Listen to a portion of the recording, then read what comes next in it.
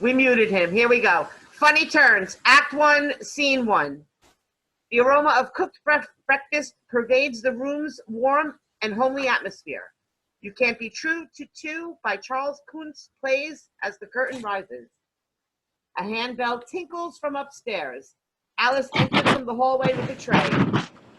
She is an attractive, Coming, Bernard. With an industrious, albeit slightly careworn air.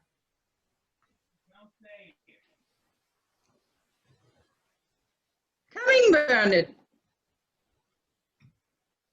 Am I on? Yes. Oh, sorry.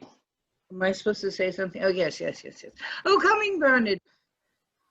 Soap, razor, towels, dressing. Oh, I'd forget my head, for sure. The handbell tinkles again. Patience is a virtue, Bernard. Alice exits upstairs with the tray. After a moment, Sally enters from the hallway, holding a tray containing various cosmetibles.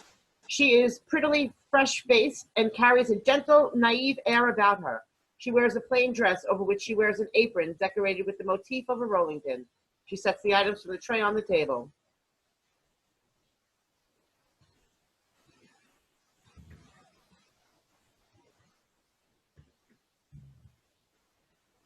Sally? Oh, sorry. Me. Tea, toast, marmalade, butter. I'd forget my head. 2 lumps, please. Norman, I didn't see you there. You startled me. In the words of Bing Crosby, "You stepped out of a dream." You smooth talker. Never accept my compliments. You're just like your mother. These are heartfelt sentiments, love. Ooh. Late night, Norman? Early morning. I came down for some water during the night and had a funny turn and woke up here. It must have been a turn. I can't think what else it was. It's not like I drink excessively. No. The doctor instructs me to take 2 whiskeys a day for medicinal purposes. He's strict on that. Who am I to argue with a medical practitioner? Indeed. Blimey, what happened to the clock? Nellie Price did that last night. She was demonstrating her juggling and scored a direct hit. What was Nellie Price doing here? She's in digs at Chapel Street. She was over here talking to Mother about business. Look at the poor little cuckoo perched all forlorn on his mangled mechanicals. Why was Nellie juggling? That's not her specialty. Nellie performs a plate spinning act. At least she attempts to. She was practicing. She wants to extend her repertoire. Extend her repertoire? She can barely spin plates. She wants to practice doing that. I don't wish to be unkind to a fellow pro, but she's not very good. She smashes half a dozen plates a week, and that's on a good week. She can't be that bad. She's always working. We know why that is. Do we? Harold Chance. The impresario? Harold Chance is her fancy man. If your fancy man owns half the theaters around here, you'll never stop working. I've got no time for him myself, parading around town, spouting pigeon Italian with his hair slicked back, thinking he's Rudolph Valentino. Harold Chance speaks Italian? He thinks he does. He only knows buongiorno, and he pronounces that badly. Nellie moves in grand circles, stepping out with a bigwig like Harold Chance. Not just with him and half a dozen others. Harold Chance isn't the only one around here who Nellie performs for. You can't say that. That's casting as Persians. I'm only stating facts. Nellie has a reputation. Everybody knows it. I don't. That's on account of your sweet nature. You see the best in everyone. Oh, just like your mother.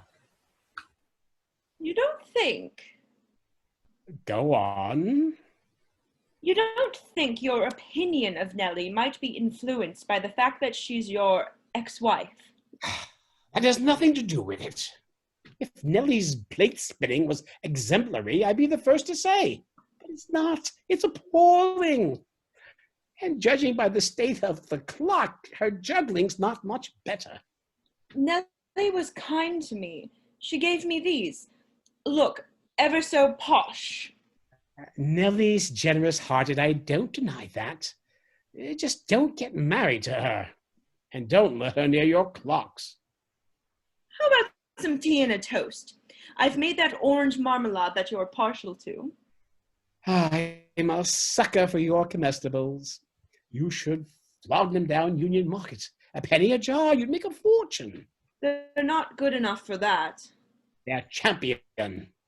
In your cakes, your magic with your marzipan. You should take a professional cookery course. We'll see. I know you, young lady. We'll see means I don't think I'm good enough. You should have more confidence in yourself. We'll see. Tea and toast? I'll just have tea, thanks. My tummy's a bit dicky. Must be the medicinal whiskey. If my tummy wasn't dicky, what would it be? Almost perfect. Almost perfect. I've got a new gag. I'll give you the first line, and you give me the feed line. You mean the usual routine? You say Northern Italy. That's nice. Genoa? Northern Italy. That's nice. Genoa? Shouldn't that be Genoa? Do you want the gag to work? Of course. And it's Genoa. Ready? I'm taking my wife on holiday to Northern Italy. Northern Italy. That's nice. Genoa? Of course I do. She's my wife. Well? Very good, only What? I think I've heard it. You can't have. That's a freshly minted Norman Tate original. Hand me my Bible, will you, love? Italy, Genoa, she's my wife. This book holds over a 1,000 flashes of comic inspiration. It's a gold mine, this is. Actually, I've got a gag. It's probably not very good. What have I just said about you not having more confidence? Let's hear it. Promise you won't laugh. That is the general idea. Ladies and gentlemen, I give you your very own Miss Sally Justa. I answered the front door the other day, and there was a gentleman standing there. I said, "Can I help you?" He said, "Yes, my friend said I could stay here." I said, "All right, stay there." And I shut the door. Not bad at all. It's not quite my standard, of course, but very good for a first attempt. Here we are. This'll perk you up. In the words of Bing Crosby, you're too marvelous for words. You haven't seen my new business card. Norman Tate. Comedian. I'm almost perfect. Copper-plated writing. It costs a few bob extra, but it's worth it. It's all about presentation. You can't give people tat. Impressive. The bookings will flood in with these. You'll be appearing at the Alhambra again before you know it. They loved me at the Alhambra. I took 3 encores the last time I played there. They wouldn't let me off stage. You've got natural timing, love. You should be on the stage. You reckon? Yes. There's one leaving in 5 minutes. Another one. It's a bottomless well. Let's see. Stage leaving 5 minutes. They spring from the creative ether. It's a gift. So tell me, how are things with Charlie Prince? I don't know quite what you mean, I'm sure. Don't be coy with your Uncle Norman. I've seen you make those big cow eyes at him. I must admit he is rather nice. He's a pleasant young man. He took me to see his act at the Starlight Room last week. He dances like Fred Astaire. He's ever so debonair. He dedicated a song to me. I've got a feeling I'm falling. It was so romantic. You're good pals with Charlie, aren't you? I like to think so. I'm something of a father figure, you might say. Do you think? Go on. Do you think that Charlie's sweet on me? Where's Alice? Is she preparing breakfast? Mother's tending to father. He's had a sleepless night. Oh, you and Alice are saints, the way you've cared for Bernard all these years. How long has he been bedbound? Since he was invalided out of the troops, his stomach's not been right since he got wounded at Mons. I admire your dedication. If I look after Bernard the way you two look after him, what would I be? Almost perfect. Almost perfect. Only you two are perfect. You're little gems. I'm sure I had my fob watch. A handbell rings 3 times from upstairs. Mother needs me. I won't be long. There's fresh tea in the pot. You tend to Bernard, love. I'll help myself. Sally Ooh. exits.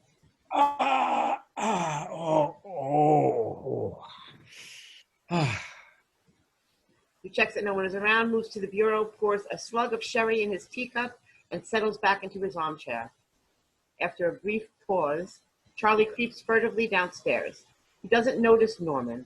Charlie crosses to the hallway. He checks the coast is clear and then moves back to the stairway and beckons someone down. After a moment, a young woman appears and follows Charlie out the hallway.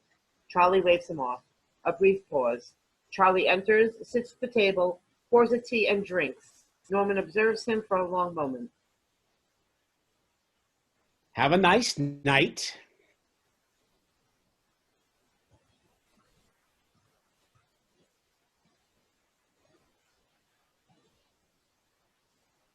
Have a nice night, Charlie. Norman, I didn't see you there. I saw you. Did you? Both of you. Oh, You know the house rules. Alice wouldn't be very happy if she knew. I don't know what you're driving at. All right, play the game. I've got all day. You mean my engineer friend? He's an engineer, is he? What did he come for? To inspect your pipes? They had an accident with the clock. He was trying to get it to work. I'll bet he was. And judging by the state of you, I'd say he succeeded. Well, last time I looked, our little feathered friend didn't reside in your bedroom. He was hanging on the wall down here. Fancy that. He must have flown downstairs during the night. I'll strike you a deal. If you keep Mum about, you know, then I'll keep Mum to Alice about your purloining her sherry.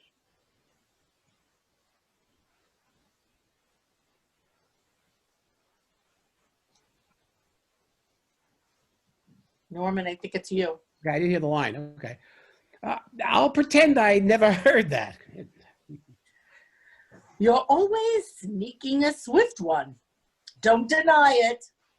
Deal? Deal? That's not a deal. That's blackmail. Anyway, I hardly drink. Come on.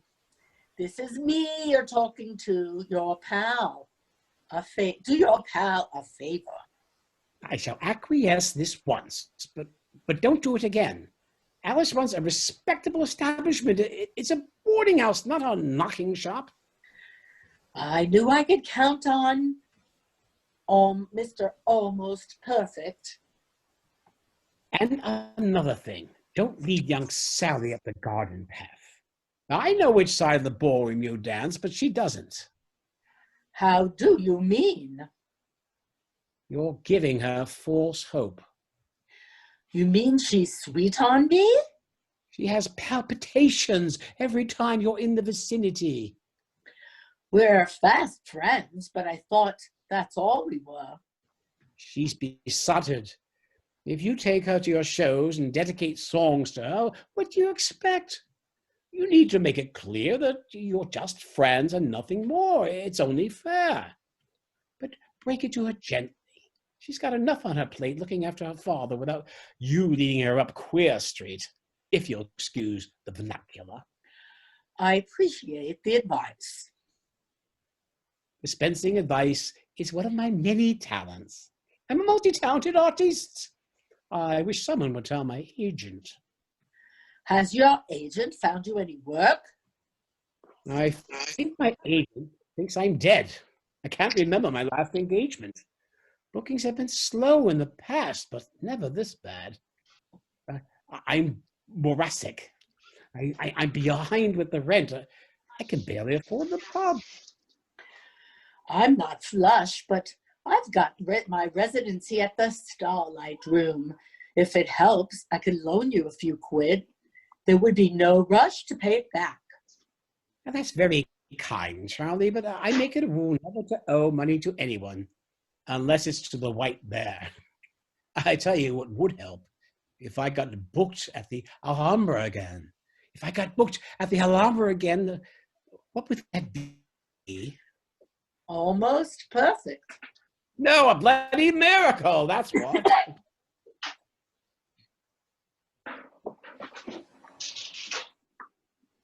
Alice enters from upstairs.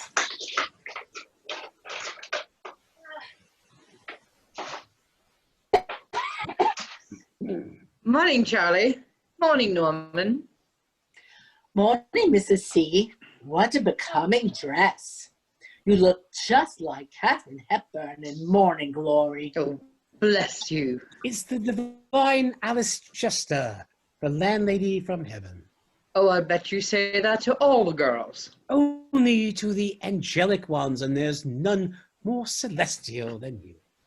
You silver-tongued fox. Rejected again. You'd never accept my compliments. I'm surprised you're up. I didn't think you knew this hour existed. I came down during the night and had a funny turn and woke up in the upper middle. I thought those things were supposed to benefit your back. How's Bernard, Mrs. C? I heard him coughing in the early hours. His tubes are congested again. I think we need Dr. Harris. That's 3 nights running he hasn't slept. He wants a shot of whiskey. It'll clear his tubes in no time. It acts like an alcoholic drain cleaner. He loves his whiskey, but he can't. He can't handle spirits. A sherry, the hardest he can take. He shouldn't have that by rights. You take the occasional sherry, don't you? What? You're partial to a sherry. I'm sorry about your clock. I know it's sentimental to you. Sally tells me it was a gift from Bernard. We've had it for years. If it's given up the ghost, it'll have to be, I'll be so upset. It could always be worse, Mrs. C. You could have lost the Dresden. What are you doing? You're not doing pizza? No. All right, I'm gonna make my own pizza then. You can make Okay, I'll make my pizza later. I'd like some Give pizza. it. Given the choice, Charlie, I'd rather have lost the Dresden. You want someone And to pizza. inspect it? It wants inspecting, doesn't it? What about your friend? What friend? You know, the engineer. Him. He is an engineer, isn't he? Yes. I thought he was one of them. Would you ask him to take a look? I'd be ever so grateful. I'll pay the going rate. He doesn't do clocks, but I'll arrange for someone to come around and give it a once over. Oh, bless you. That deserves an extra egg. I'll skip breakfast, thanks. I'm a bit tired. I think I'll hit the sack. Well, couldn't you sleep last night? No, you weren't feeling yourself, were you? Charlie and Norman exchange looks. Alice exits to the hallway with some breakfast things. Charlie heads to the stairs.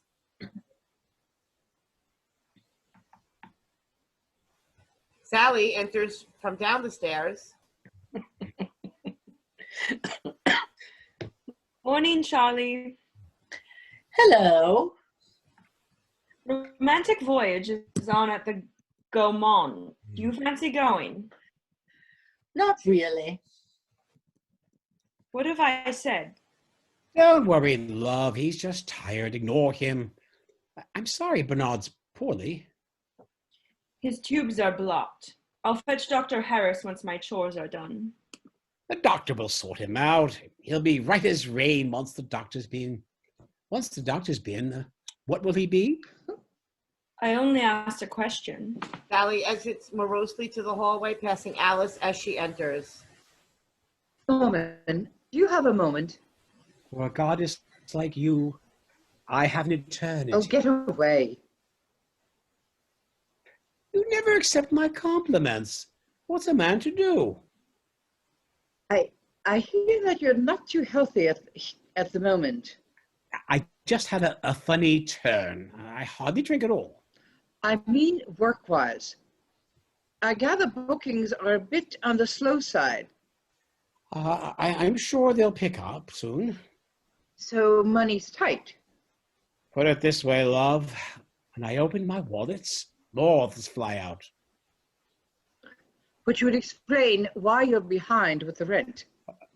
I'm behind, am I? 3 weeks. 3 weeks?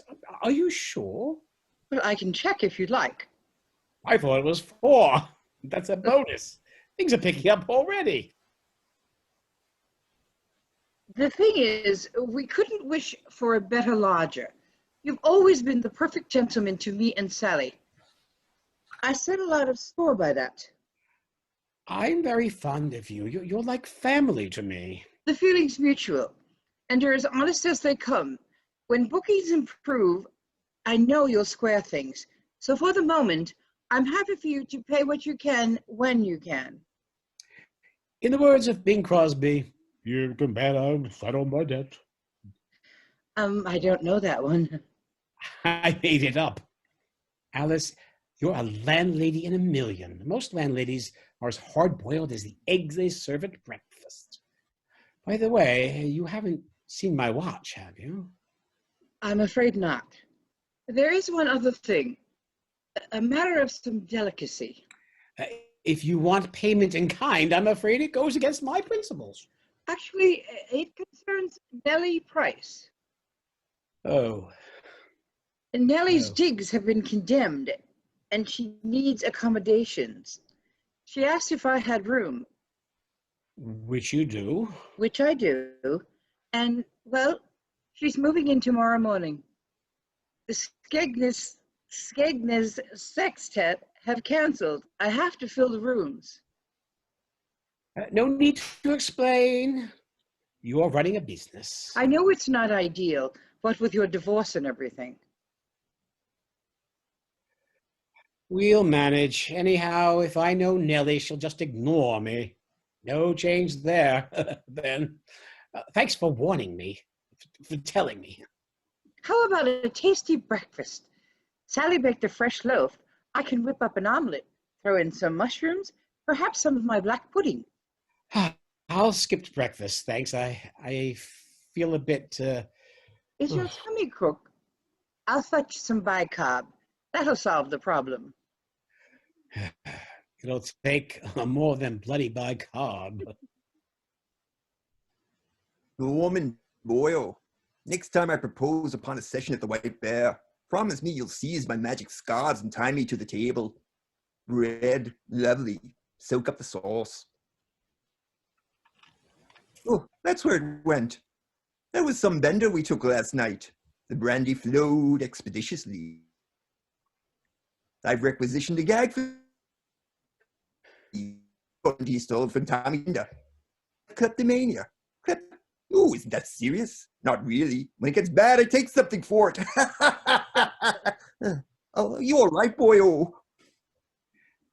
3 Doyle. questions. Yes or no? It's somewhat early to partake in a quiz, but I shall endeavor to respond. 1. Am I divorced from Nellie Price? Yes. 2. Does Nellie Price like me? No. 3. Does Nellie Price live here? No. Right on the first 2, wrong on the last. Ooh, 2 out of 3. Not bad with a hangover. Ooh, celebrity. If Nellie Price wasn't moving in, what would it be? She in resident now? She arrives tomorrow morning. She had to vacate her dig. We've been condemned. So have you, by the sounds of it. Rather awkward, isn't it, boyo? I'll just have to avoid her. Nothing else to it. That'll be the challenge, especially at meal times. I suppose you could always manger upstairs. Eat in my room. Eat in Oh, my room. God. Yes, avoid animosity. Maintain the status quo. I'm not changing my living habits because my ex-wife is moving in. I'll be a prisoner in my own home. I had that when I was married to her. Yeah, yours and Nellie's union was never made in heaven. That's what marriage is. I'm no master of matrimonial matters, but I've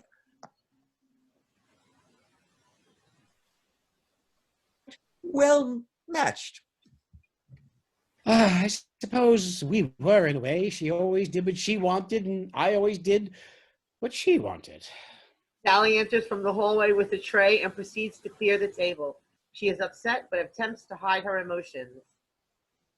The fragrant Sally. Borda princess. Morning. Breakfast was exquisite. Your cottage loaf tantalized the the Darjeeling was nectar from the Hindu gods. Good. How's your Bernard today? Is it in rude health, I trust? Not really. May we assist in any capacity? All I said was, would you like to see Romantic Voyage? Something is rotten in the state of Denmark. Let me hazard a guess.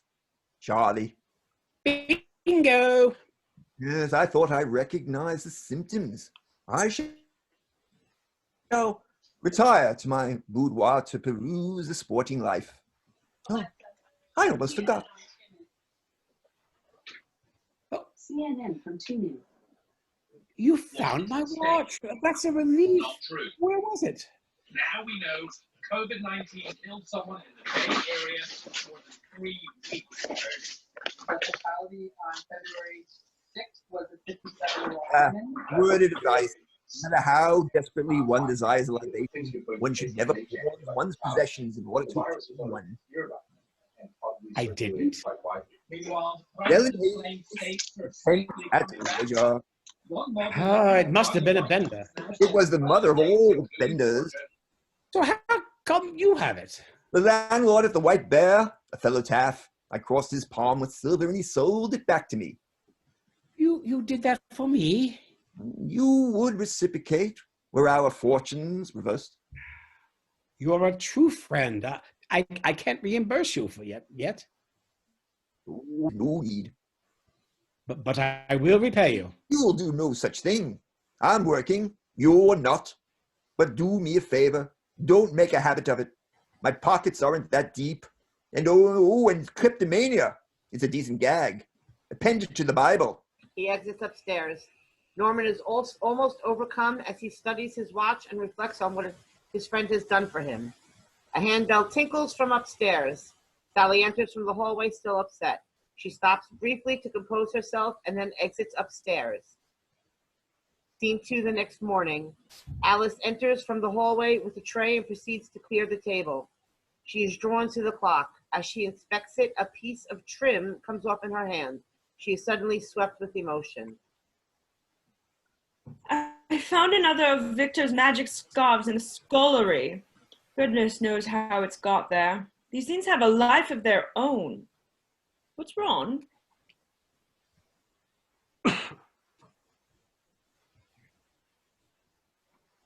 Alice says, It's just a lash. It's the clock, isn't it? It's a fixture. It's been up there since before you were born. It was a gift from Father, wasn't it? Don't tell him it's broken. He'd be upset if he knew. Don't worry, I'm sure we can mend it. a handbell tinkles from upstairs. His ears must be burning. I'll go. She exits. Sally, you won't say anything. Mum's the word. She kisses her mom and exits upstairs. Alice composes herself and places the trim in her apron pocket. She loads some plates onto a tray and exits into the hallway. After a moment, Norman enters cautiously from down the stairs. He checks no one is around and then surreptitiously piles some breakfast onto a plate. He moves to the bureau and pours a slug of sherry into his teacup. Unseen by Norman, Nellie Price enters from the hallway holding a bunch of flowers. Almost perfect. Morning. All right. I'm All right. moving in. I heard. Sorry. It's a free world. Keeping well? Champion. Busy. Oh, Turning work down. I had wrong then. About what? Nothing. You all right? You know me. I do. Meaning? You're a survivor. Medicinal purposes. Here's one. How do you keep your ex-wife in suspense? I don't know how. Oh, God. Get in, bugger. Where are you, little sod?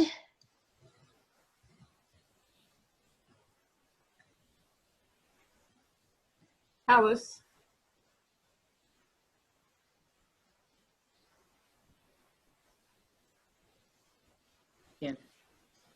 Have you lost something, Nellie? Oh, I dropped an earring. You'll have a fine job finding it on that patent carpet. Let me help you. Don't worry, love. Oh, it's no trouble. Oh, it's only a cheap Woolies. I'll keep an eye out when I'm sweeping. I feel terrible about your clock. Sally says it holds sentimental value. I had no idea. These are for you. Oh, you shouldn't have. These things happen. Not with me, they don't. It's most unlike me. I never break anything. Oh, and add this. Oh, I can't accept this. I'd feel better if you did. This isn't from Woolies. I insist. Are you sure? The least I can do. I feel awful. Well, if you're sure, that's most generous of you. Thank you ever so much. Matches your eyes. I've never owned anything so special. You're very kind. How are you settling in? I'm at home already. It's a big improvement on Chapel Street. Well, we haven't been condemned not yet anyway. By the way, I've got a friend calling shortly. He's taking me for lunch at the Cardamar. Oh, that'll be nice. That's Mr. Chance, is it? Who? Harold Chance, the impresario. Sally says you and Mr. Chance are... No, this is another friend. In fact, you own one of his records. Memories of Chopin. You don't mean the pianist, Bob West. He's playing the Locarno next week. I love Memories of Chopin. Bob West. His record's never off my gramophone. I wear the needle out. If he's at the Locarno, I'll go and see him. Let me know what day and I'll get Bob to arrange a complimentary. Oh, well, I wouldn't expect a complimentary. I'll pay my way. Why, love? Grab the perks when you can. I do. Are you sure? Won't be a problem. Well, that's most kind of him. Bob's a kind man. You can tell he is from the way he plays. He's got a lovely touch. His fingers are magical, aren't they? I've always thought so. Good morning, ladies. Oh, morning, Arthur. How are you today? I'm particularly well today, thank you. Alice, it was kind of you to inquire. Allow me to introduce myself, Arthur Merson, the man with the tunes. Pleased to know you, love. Nellie Price. It's a pleasure to meet you, Nellie Price. Would you like me to hear my popular melody? What would that be, love? It's a pleasure. Don't send my Wanda to Wandsworth. Sounds captivating. I shall play it for you. Thank you for requesting it. Some people steal parts, some people steal plans, some people steal lorries and cars. But my darling steals stiletto heels, camisoles, corsets, and bras. Whenever she'd pop to a lingerie shop, she would leave with a bag full of swag. I told her I fear retribution is near. She said I was being a nag. But one fateful day she made a foray, was caught with 8 smalls as she left. Her protest in tears fell on deaf ears, leaving my lover bereft. I appealed to the judge, but he wouldn't budge. He threatened to put her away. So, taking my pen, I tried once again and wrote to his worship to say, don't send my Wanda to Wandsworth. Don't put my darling in jail. Making my lover a lifer won't make our love affair fail. Don't put my precious in prison. Prison won't keep us apart. You may slam the door, but one thing's for sure. She'll always be here in my heart. Thank you for that wonderful reception. I have 12 more verses. Her mother in tears, imagine our fears, the day Arthur, perhaps another time. Yes, of course. You've been a marvelous audience. I shall next be appearing at the Assembly Rooms on Saturday, 2 p.m. Light refreshments will be served. I do hope I shall have the pleasure of your company. Good day. Good day. I think I'm in love. Arthur's our longest standing resident. He's very sweet. Fancy I know that song. Is it a popular melody? Well, Arthur thinks it is. Bob's due any minute. I'm going to freshen up. What does Bob West look like? I picture him as being dark and handsome, shades of Ronald Colman. He's charming, love. Don't be shy. He adores meeting his public. Memories of Chopin Bob West. Oh. Morning, Mrs. C. Morning, Charlie. Don't move. What? Your hair is terrific. It frames your face lovely. What have you done? Nothing. You've done something. You've taken years off. You look just like Norma Shearer in Private Lives. Oh, bless you. You know me. I speak as I find. If I think it, I say it. If I say it, I mean it. By the way, I've got some dirty shirts. I don't suppose you're doing a wash. Well, as it's you, I'll make an exception. I wouldn't do it for everyone. You look after me so nicely, Mrs. C. You're like the mother I never had. Guess who's calling around shortly? Surprise me. Bob West. Memories of Chopin Bob West? He's appearing at the Locarno next week. Nellie Price knows him. My boss, Harold Chance, owns the Locarno. We'll be working for the same management. Imagine sharing the bill with Bob West. That would raise my profile. Well, Nellie's arranging a complimentary. I feel like showbiz royalty. It's who you know, isn't it? Oh, I'm just popping to Harrington's. Shan't be long. Don't want to miss memories of Chopin Bob West. Mrs. C, Alice takes the shirts and exits to the hallway, leaving Charlie deep in thought. Sally enters from upstairs, holding a tray. She starts to clear the breakfast things from the table and then breaks off and kisses Charlie playfully. careful. I'm just being affectionate. You're my one and only. Someone might see us. When are we going to see Romantic Voyage? It's meant to be ever so moving. Barbara Stanwyck falls in love with the ship's captain, Clark Gable, but he spurns her for Carol Lombard. So in a fit of jealousy, she shoots him dead, and then she throws herself overboard, and she drowns in the gloomy depths. That sounds romantic. When are we going? It ends on Sunday. You've told me the plot now. I'll let you know. You're ever so good to me. I wonder what you see in me sometimes. I'm not tall and glamorous like those dancers that you work with. You're unspoilt. I'm making strawberry jam tarts this afternoon, your favorites. Do me a favor. Don't make them heart-shaped like you did last time. I was demonstrating my feelings. Make normal ones, eh?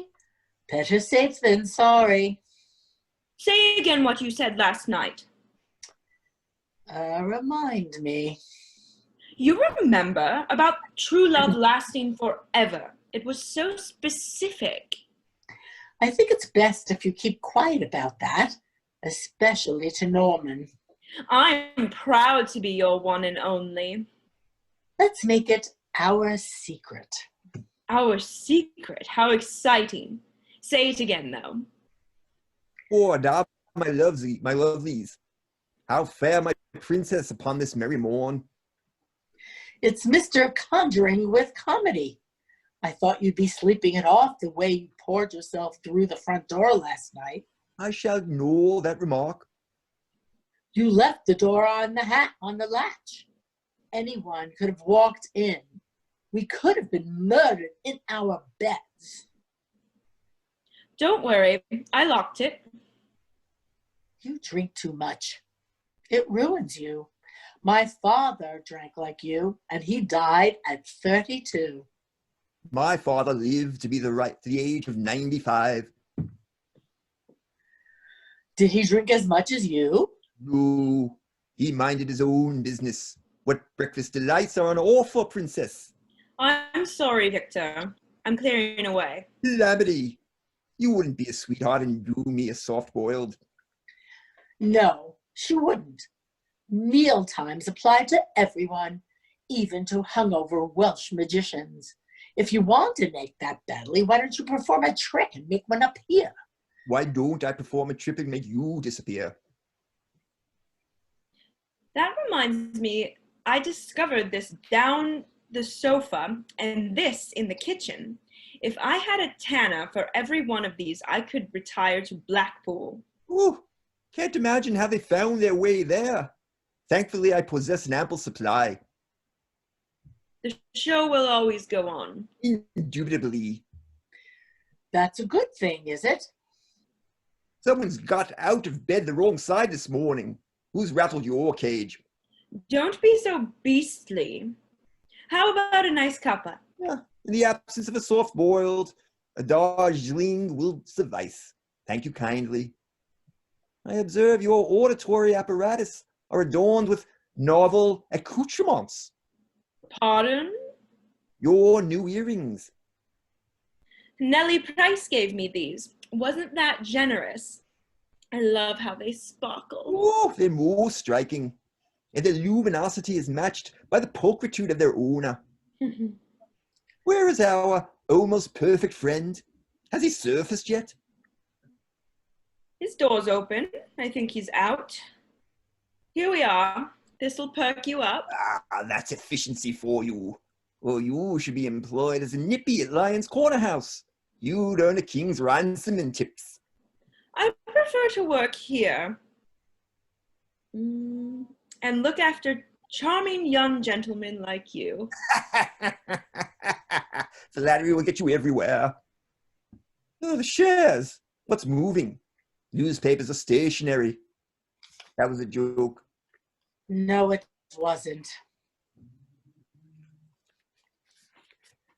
The drinks are on me.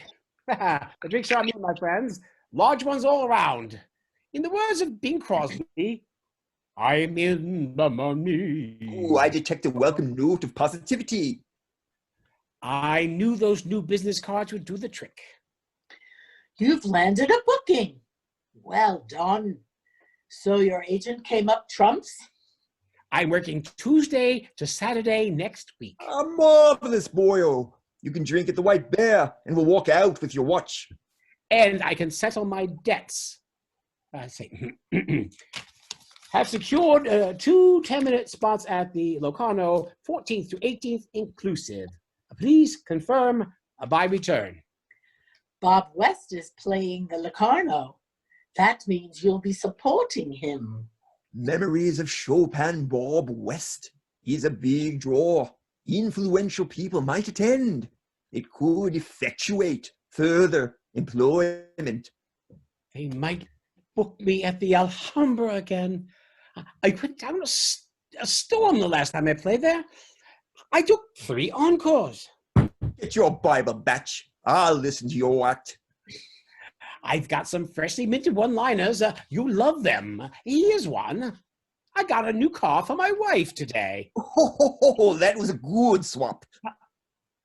My wife dresses to kill. And she cooks the same. I haven't spoken to my wife all week. I don't like to interrupt her. You know them. I thought I made them up.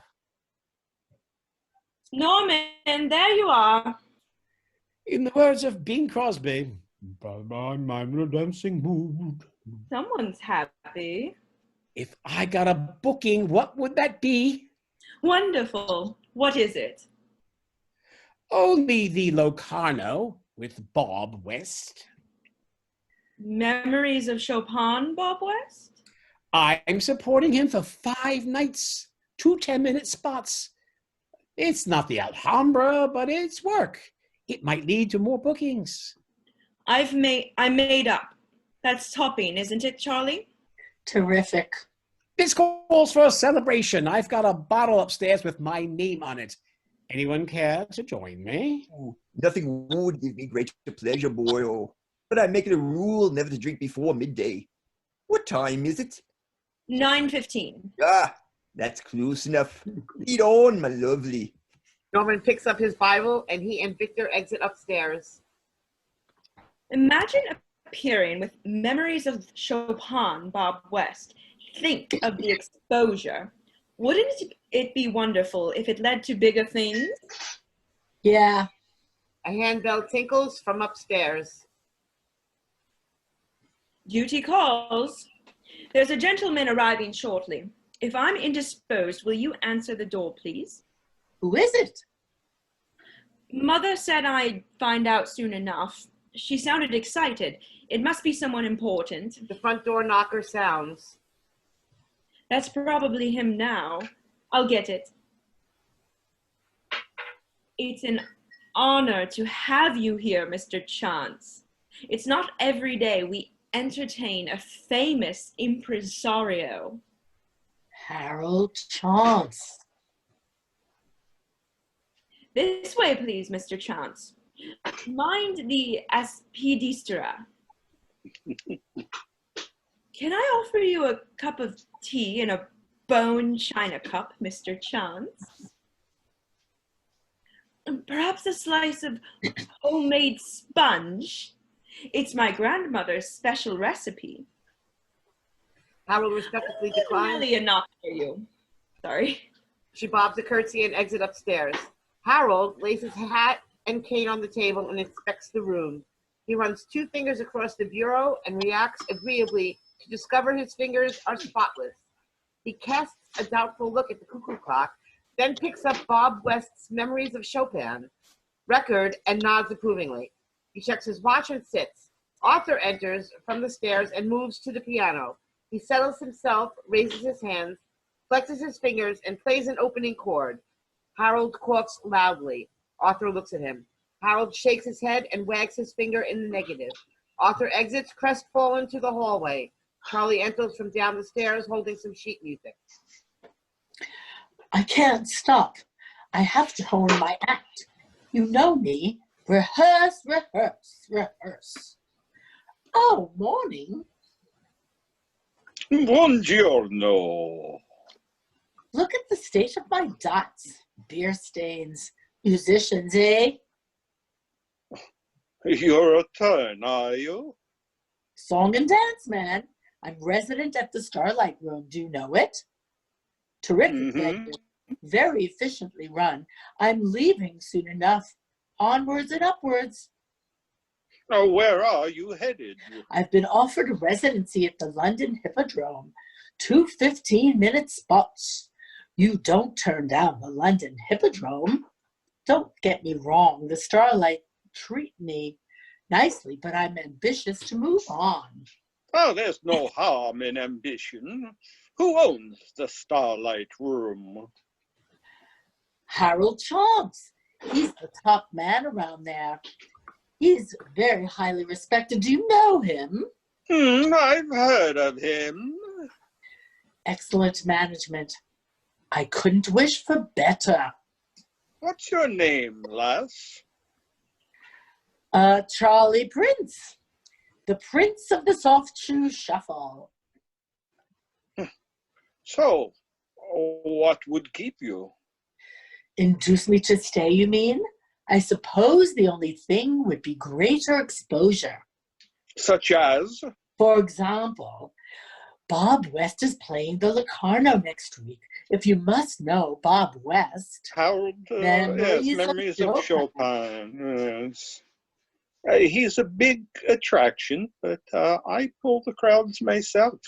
If I supported Bob West, I'd pack the Locarno. C'est moi.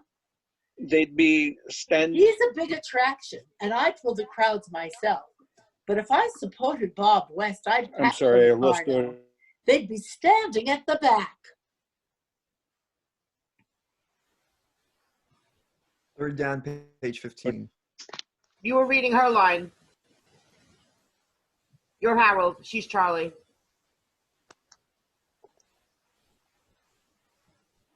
Yeah, my audio was going in and out. Oh. Read Harold. Okay. All right. I got it. I got it back. What was the last line? He's a big attraction. Okay. But I pull the crowds myself. If I supported Bob West, I'd pack the Locarno. They'd be standing at the back. You're not short on confidence, are you? I know my worth. Nothing wrong with that. False modesty gets you nowhere. I admire your chutzpah. You remind me of me. Who's supporting Bob West? Some comic. He doesn't work much. I can't have a dedicated following. He can't have a dedicated following. Unlike yourself.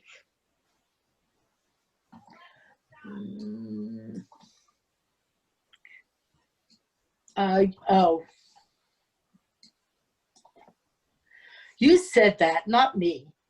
Fancy a cup of Rosie Lee? Harold declines. Charlie pours himself a tea. Harold takes out a notebook, peruses it, and replaces it in his pocket. Norman Tate. Norman Tate.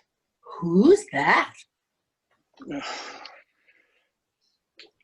Sorry, my audio went out again.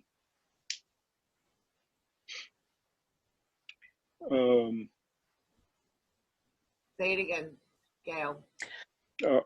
Norman Tate? Who's that?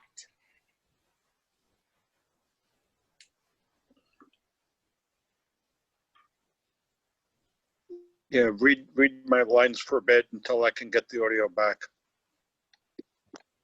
Bob West's support act. How do you know? Are you a booker? Something like that. Are you acquainted with him? Norman Tate. Can't say I am. Hold on. Do you mean I'm almost perfect, Norman Tate? How many Norman Tates are there? Ah, I'm back. What does that mean? nothing. Speak your mind. If you've something to say, say it. Well, the word is he's rather fond of glug glug glug. He likes the liquid protection. What comic doesn't? Most comedians don't like going out on stage alone. If it doesn't affect his work, there's no harm in it. Well, that's just it. How do you mean? I can't say. Wouldn't be fair.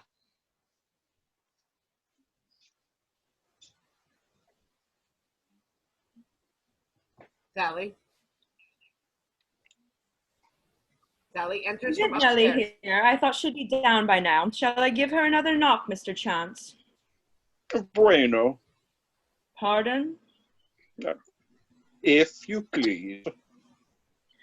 I see you've met Mr. Chance, Charlie. Charlie's the resident song and dance man at the Starlight Room. He's an excellent performer. So he tells me. You should see him tap dance. He's a regular twinkle toes. He's as talented as Fred Astaire, except Charlie sings better.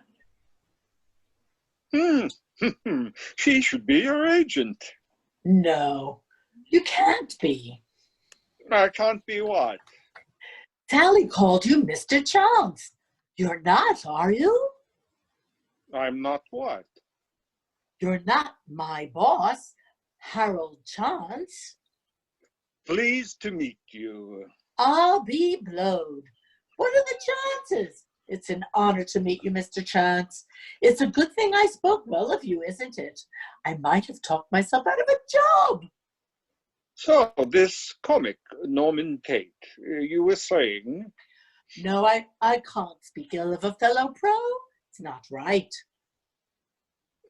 Don't then. Speak honestly. In that case, put it this way. I just hope he turns up. I'm not acquainted with Norman Tate. I don't know most of my acts. I leave that to my bookers. Tate was a late replacement for the Dancing Cossack. They've replaced the dance act with the comic. Not ideal.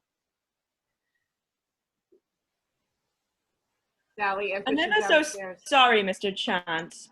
I've checked Nellie's room and she's not there, so she must be out. So I've been sitting here for my health.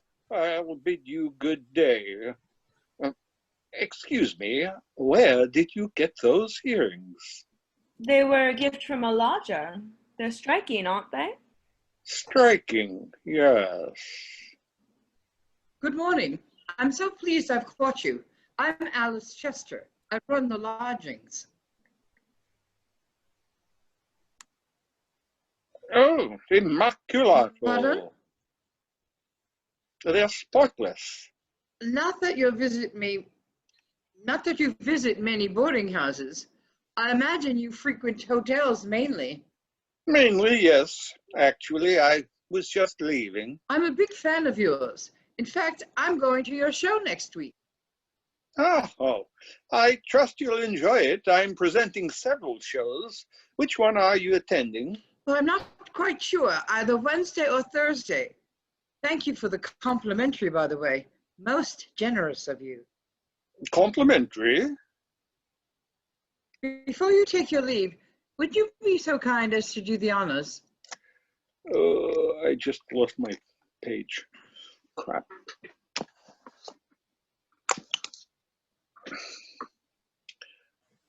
Middle of 16. Yeah. Let me get back to it.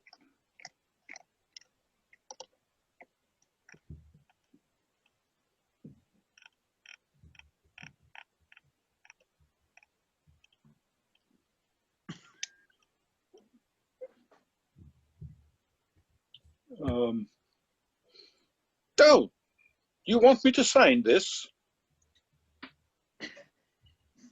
It's not an imposition. You don't have a visitor's book. As a matter of fact, this is a favorite of mine. I suspected as much. It's beautifully played. Do you have a preference? A preference? The nocturnes or the preludes? The nocturnes, I suppose. The romantic selection, of course. I don't mean to be forward, but may I see your hands? My hands? Those fingers have given me so much pleasure. I imagine people often tell you that. Not often, no. Excuse me, where did you get that brooch? Do you like it? It looks familiar. It's charming, isn't it? It was a gift from a lodger. Ah, another gift. Your lodgers are very generous. That's theatricals. They're one big giving family. It's one reason I enjoy running the business. I'll be obliged if you'll tell Nellie I called. I'll bid you all good day. Keep tinkling the ivories. Pardon? Keep practicing. Oh, well, not that you need to, of course. Practicing? Silly me. It's your day off. Harold considers saying something further, thinks better of it, shakes his head, exits to the hallway. Fancy you meeting Mr. Chance. I bet he took a shine to you. I impressed him. He said I reminded him of himself. That's encouraging. Mr. Chance? That was Harold Chance. The impresario? He came to call on Nellie. Why, who do you think it was? Alice checks the signature on the record cover. She smiles weakly at Sally and Charlie, places the record in the middle of the collection, and exits to the hallway. After a moment, Nellie enters tentatively from down the stairs. All clear. Mr. Chance has just left. I convinced him you were out. He's always turning up unannounced. I'm not at his beck and call. He doesn't own me. Here, have this. There's no need. You've done me a favor, love. I don't want anything. I'm happy to help. I felt awful fibbing, though. You won't tell Mother, will you? White lie. Never hurt anyone. It's our little secret. Another secret. It's been a day for those. I'd better get on. The dusting won't do itself. She exits to the hallway, a long moment as Nellie helps herself to a tea. Harold Chance, influential figure. He's a friend. Smart move. Never know when you might need him. How do you mean? A good contact to have. A good contact? Advantageous. Who exactly are you? We haven't formally met. I'm Charlie Prince. Charlie Prince, the song and dance man. You've heard of me. My reputation precedes me.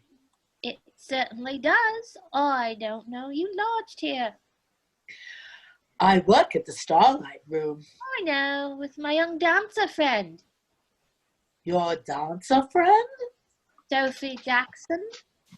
Oh. Yes. Oh. Can't stop. See you again. A good contact to have. I'll give him a good contact. Unmute. Sorry. No memories of Chopin Bob West? No, he stood me up, love. Don't worry. You'll still get your complimentary. I'll tell you what. Why don't you give me his record and I'll ask Bob to sign it? Oh, there's no need. You won't mind? You'll only mind if people stop asking. I prefer to keep my collection together, really. Thanks anyway. I meant to say, a friend of mine's working in town next week. He needs accommodation. I've recommended you. Well, that's kind of you. We have a room. Is he a turn as well? No, he's a legit actor. He's appearing at the Theatre Royal in Macbeth. It's bad luck saying that.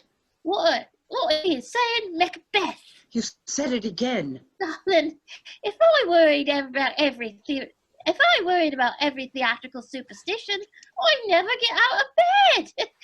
What time do you do lunch? 1 till 2. Mealtimes are on the back of your door. It's Bubble and Squeak today.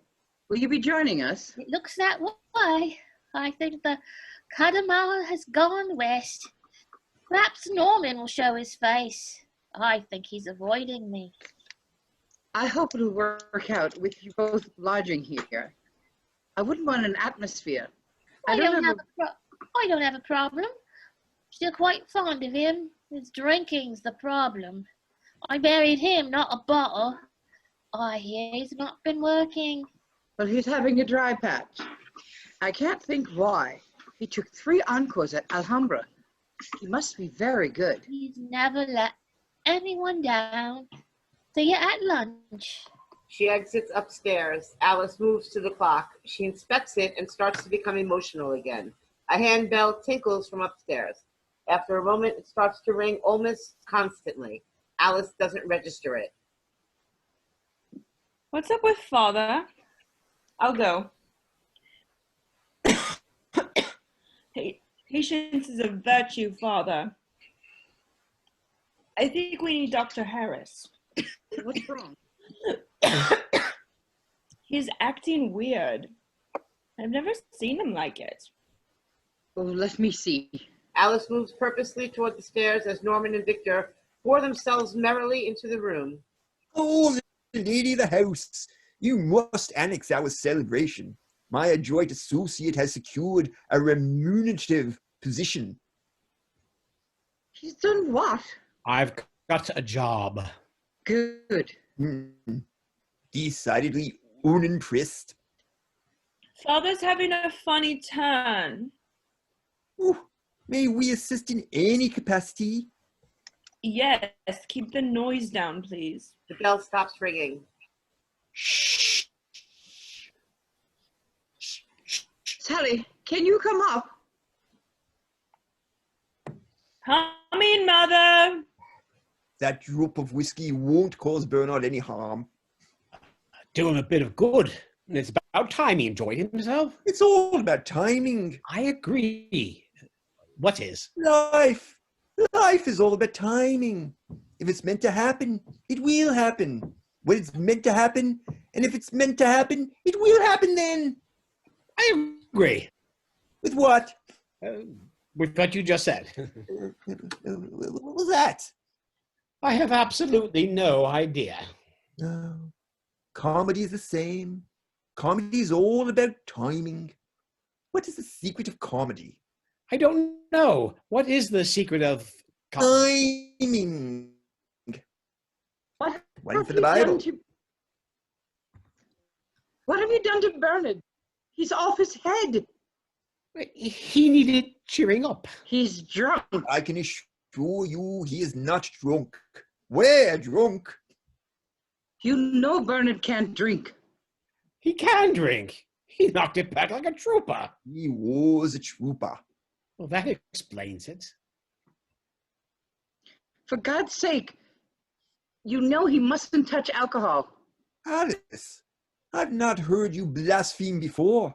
Have you ever heard Alice blaspheme? I'm shocked. What have you given him? Just a tot of whiskey. What? A minuscule one. Definitely no more. Because we consumed the rest. Mother! I don't believe it. An empty bottle? An exhausted receptacle. She's the culprit. He's the miscreant. If she wasn't the culprit, what would she be? Almost perfect. That's my line. I think we'd better fetch Dr. Harris. How could you be so irresponsible? The front door knocker sounds. Gosh, now. Are we expecting anyone? Nellie said a friend was calling about a room. If you get the door, I'll tend to Father. I'm absolutely furious. You're both very naughty boys. I think they're upset. Bernard's not that intoxicated. He's not as drunk as Fields was at the White Bear. What happened to Leslie? He got so drunk that he took us home. That was responsible. Yeah, it wasn't really.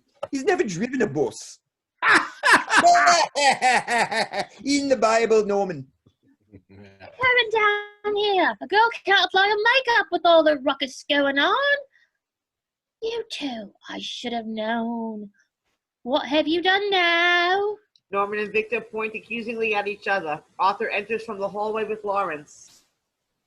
This pleasant gentleman was at the front door. He would like to hear my popular melody. Thank you for requesting it. Is there a plate spinner in the house? Mary, darling, you found us all right then?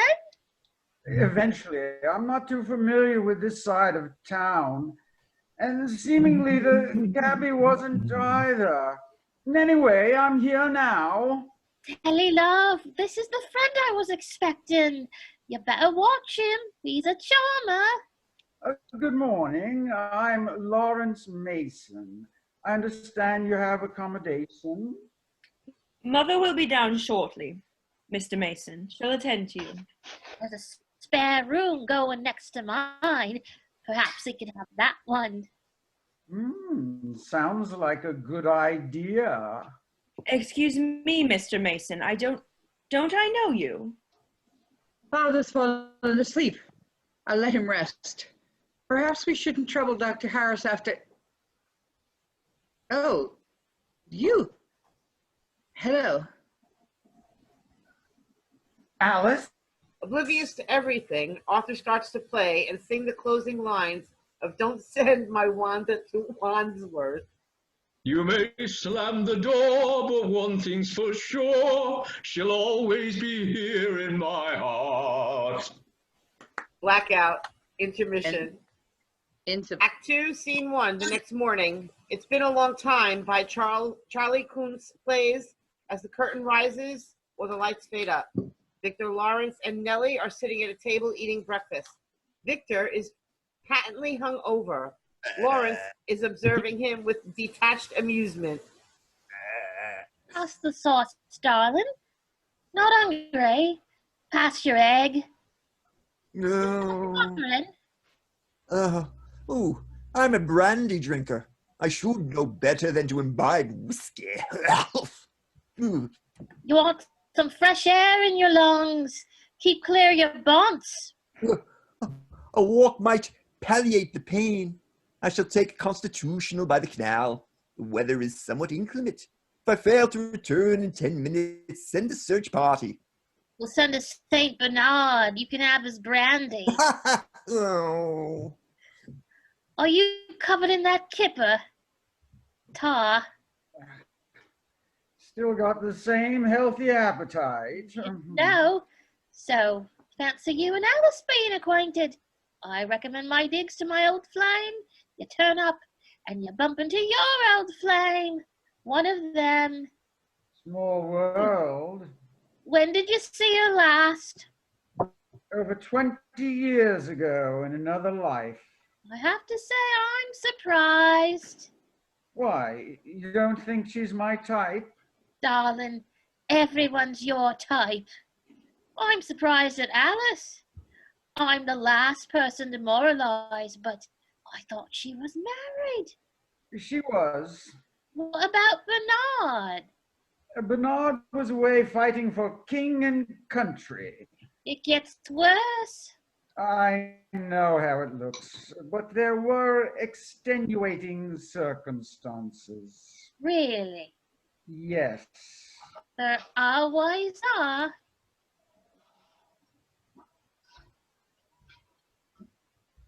Everything satisfactory? Finest full English this side of Wolverhampton. Well, how is the black pudding? Perfection. Actually, Alice makes it herself. It's her mother's recipe. You remember? Well, fancy us meeting again after all these years. Long time. Where has it gone? You two should have a catch-up. I'm sure you've got plenty to talk about. Laundry days are Mondays and Thursdays, and you'll get your washing back the next day. I do collars anytime. So you're only here the week. Oh, yes, I catch the 9:30 train on Sunday morning. Anywhere exotic? Glasgow. All change at Crua. Something like that. Anything you desire, don't hesitate to ask. I won't. You won't, will you? The flame still burns. Come on. You know it does. She's a married woman. That didn't stop you before. And it hasn't stopped you since. So, extenuating circumstances, let's hear it. I'm all ears. Well, Alice's parents ran a lodging house on the other side of town. I was staying there when I was in rep. But only been at war a few weeks when Alice received a telegram informing her he'd been killed in action. You know, Lord Kitchener expresses his sympathy, the usual platitudes. Well, you can imagine the shock. I was a shoulder to cry on, and we grew close. Of course you did. It was only short-lived. Short-lived affair? That's unusual for you.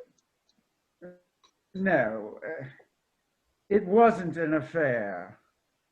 We're an affair. This really meant something. Sorry. Anyway, not long afterwards, Alice received another telegram saying there'd been a mistake. In the confusion of battle, Bernard's identity had become mixed up with another soldier. That happens sometimes. And anyway, he caught a blighty one. Once he recovered, he was invalided out and arrived home. He'd lost half his stomach, but at least he was alive. That was it. Life went on as if nothing had happened. Looking back, it's hard to believe that it did. Well, I'm glad she meant something to you.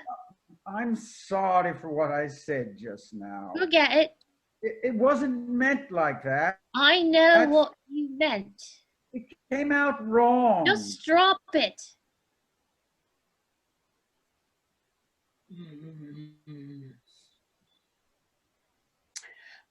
It's freezing out there. Proper brass monkey weather. Morning. Morning. Charlie Prince, a fellow lodger. Lawrence Mason. This Who is... is that? Larry Mason. I've heard of you. Lawrence. You're an actor. Well, I try to be. No one's found me out yet. We don't get many actors here. It's usually variety turns. Alice runs the best digs in town. She serves terrific grub. If you play your cards right, she'll give you extra portions. How do you mean? Flatter her. Tell her she looks nice. She looks perfectly fine to me. Don't get me wrong. She's attractive for her age, but she's worn out looking after her old man. A handbell tinkles from upstairs. That's Bernard now. You'll wait until she's out in a minute. Morning, Mrs. C. What a fetching blouse. It's only Harrington's, nothing special. Gets my vote. You look just like Betty Davis in Of Human Bondage. Oh, bless you. Have you had your breakfast? Not yet. I've just got in. I'll see if I can rustle up an extra Cumberland. Much obliged, Mrs. C. What would I do without you? It's like she's shelling peas. You're a proper actor, aren't you, Larry? You're in films. I've seen you at the Regal. It's Lawrence. I saw you in that flick, The Darling Cavalier, the other week. You like a good sword fight, don't you? Was that you or a double? The Dashing Cavalier. I suppose you're appearing at the Royal Theatre, at the Theatre Royal, in that Shakespeare, the one with the witches on the heath. Bubble, hubble, bubble, toil and trouble. The Scottish play. Of course, the Scottish play, the superstitious play, the play whose title we dare not mention. You mean Macbeth? It's bad luck saying that. Go outside, turn around 3 times, and then knock and ask to come back in. How's Sophie Jackson? Still in that queer street? Can't stop. See you again. Sophie Jackson. Never mind. Just be thankful you're not working with him. So, how long are you on tour? Oh, another 9 months. Don't remind me. I've signed my life away to keep the tax man happy. So, after this week, I'll see you next year, maybe. Sorry. Don't apologize. We're not married. You should be so lucky. How's Harold Chance? Harold treats me just nicely, apart from thinking he owns me. There's nothing wrong with me seeing him. No. I'm not a kept woman. I know. I do what I have to. It's how I survive. Good afternoon, Nellie Price. Would you like to hear my popular melody? Nothing would give me deeper joy, darling, but I'll tell you what. Why don't you come back later and play me all you got? Oh, I have 12 verses. I can't wait. Oh, I shall look forward expectantly. Thank you for the engagement. Good day. Good day. I'm sure I know him. I've been trying to think who he is. That's my new boyfriend, Arthur Merson. He's adorable. Arthur Merson, of course, the man with the tunes. He had a success with a novelty song years ago. Don't Send My Wanda to Wandsworth. I thought I knew that melody. It was a big hit in its time. Earned him a lot of money. You know that he lost every penny. Don't tell me that. I'm not sure what happened. His manager embezzled it, or he had a crooked accountant or something. Anyway, it destroyed him. He lost his career. He lost his wife. He lost everything. I wondered what had become of him. This rotten business. Calamity. I suffered a dizzy spell by the canal and almost plunged to my watery doom. My life flashed before my eyes. Well, you survived. Count your blessings and have a cuppa. A disheveled Norman enters from down the stairs, holding a tray containing some breakfast things. Ah, my almost perfect friend has surfaced. I trust you feel as appalling as you look. Norman sees Nellie and starts to backtrack. There you are. You've been avoiding me. Who's avoiding? I'm not avoiding. Stop avoiding me and say hello to Lawrence. You didn't mate properly yesterday. I'm rehearsing. Well, get your Bible a minute and say hello. It won't kill you. Pleased to meet you. I've heard a lot about you. Hello. An awkward moment as Norman and Lawrence shake hands. Victor comes to the rescue. Ooh, allow me to formally introduce myself. Victor Llewellyn, conjuring with comedy. Lawrence Mason, acting with attitude. I have to say I admire your work immensely. Your dashing cavalier was nobility personified. Oh, you're too kind. An actor laddie pal of mine worked with you on that. Lexington, Kent. Oh, you know Lexi. Well, he's a character. How is the old reprobate? I haven't seen him since we shot the film. Ooh, he's resting sadly. In fact, the old boy has been resting for the past 6 months. That's a shame. Can't he find any work? No, he's dead. He's ascended to the great green room in the sky. 86. Miraculous. A miraculous innings for one so intemperately fond of the mother's ruin. I heard that you two tied one on yesterday. A little too exuberantly. We were celebrating Norman's good fortune. It's not every day you're booked into the Locarno supporting Bob West. Memories of Chopin, Bob West? Isn't he a friend of yours? I know him vaguely. Alice enters from down the stairs holding a tray. Norman is in her way. She stops pointedly. Norman steps aside. Alice proceeds to clear the table. An awkward silence as Norman and Victor eye her nervously. Morning. Breakfast is over. How's Bernard? Hung over. I bear the responsibility. I don't imbibe whiskey. You did yesterday. You imbibed a whole bottle. This is yours, I believe. Bernard was wearing it as a bandana. He thought he was a pirate. Our regretful souls are deeply mortified and exhausted with remorse. What?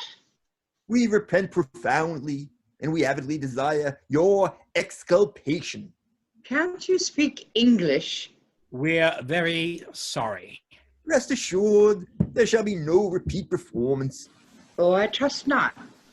There's no lasting damage, so let's call it a lesson learnt and put it behind us, shall we? These are breakfast things. Are you eating upstairs? No. Nope. No. No. Telegram for you, Norman. Sally hands Norman the telegram. He opens it and reads. That'll be your confirmation from the Locarno. Check the finances. You know the fiscal fabrications these managements pull. You needn't worry about Harold Shams. He's firm but fair. Norman crumples up the telegram, throws it on the table, and exits to the hallway. Victor picks up the telegram and reads it. Calamity. Is there a problem? They've cancelled his engagement. No! Regret to inform you, Locarno booking, 14th to 18th, cancelled. Contact me immediately. That's so unfair. He's been rehearsing his socks off. Forgive the expletive, ladies, but on occasion I simply abhor this bloody business. What do you think's happened? Perhaps memories of Chopin, Bob West has fallen ill. No, it won't be that. Bob's got the constitution of an ox. How do you know? Where are you going? Something's not right. Cheer up, you lot.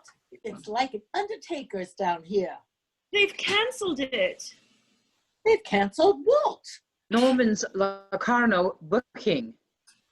You're joshing me.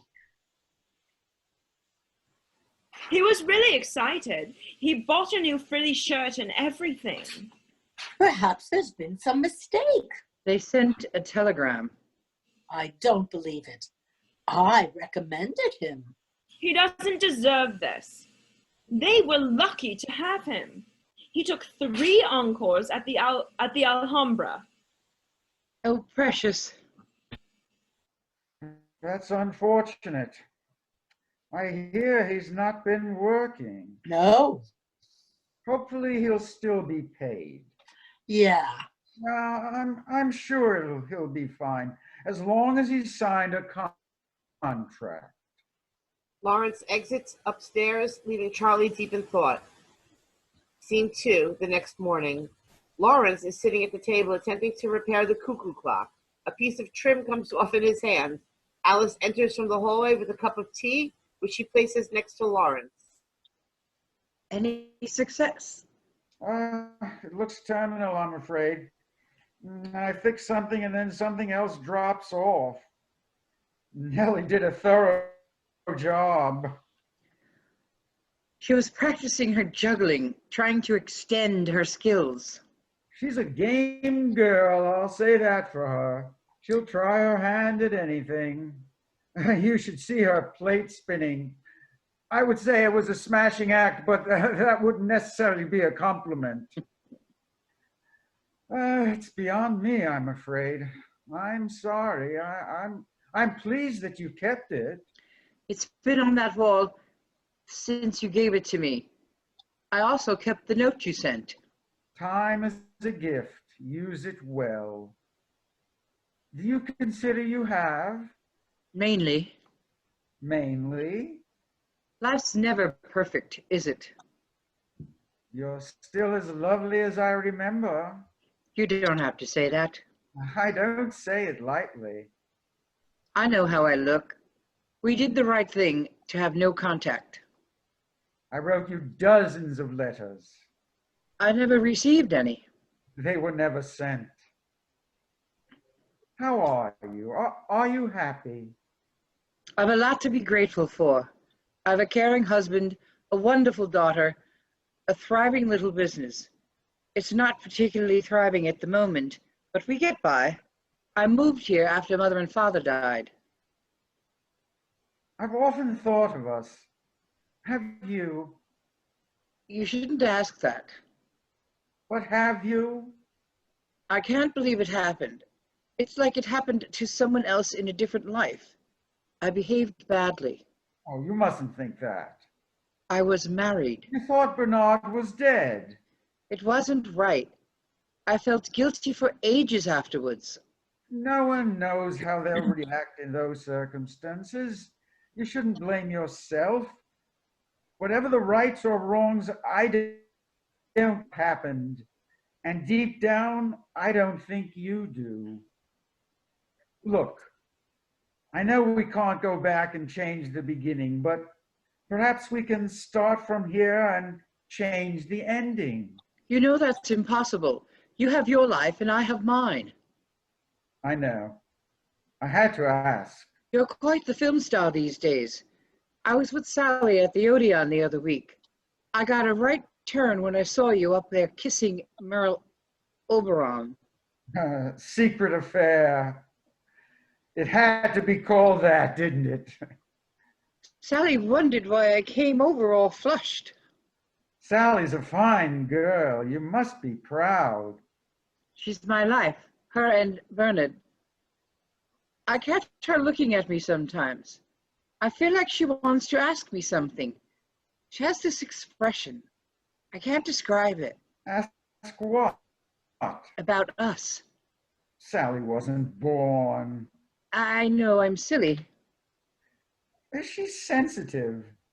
She'd make an intuitive actress. She loves the theater. She takes after her father in that regard. Bernard enjoys the theater? Not especially. Her father's in the theater. What? Now you know. You mean... So... Yes.